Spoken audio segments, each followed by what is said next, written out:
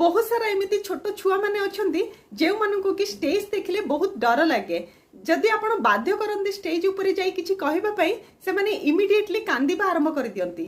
केवल छोट छुआ मान क्षेत्र में नुहे बड़ लोक मैंने भी केते जण एमती अच्छा जो मानू कि जदि कौन हायर लेवल रे मीटिंग अटेंड करिवार अछि किंबा कौन लोक मान सामने प्रेजेंटेशन दबार अछि किंबा कौन स्पेशल लोक मान सहित कथा हबार अछि सेते बेले से मानकर बॉडी रे गोटे इमोशन हवा आरंभ हो जाय थाए से माननको बारंबार बाथरूम लागे। यह कंप्लीटली बायोलॉजिकल प्रोसेस जेते बेले भी आपण एई सब कंडीशन रे ओवर स्ट्रेस हो जांती इमीडिएटली हमर ब्रेन मैसेज पठाए स्टोमक को एवं एसिड रिफ्लेक्स हवा आरंभ हो जाय थाए जा फल कि हमर डाइजेशन भी स्लो डाउन हो थाए।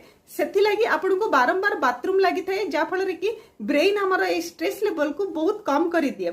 एमितिका सिचुएशन रे होमियोपैथिक रे गोटे बेस्ट रेमेडी रही आर्जेंटेनियम नाइट्रिकम 30। जदि एई मेडिसिन को प्रतिदिन सकाळे खाली पेट रे गोटे ड्रॉप लेखा नउचंती ताहाले आपणकर स्टेज फियर कंप्लीटली भल हो जिवो।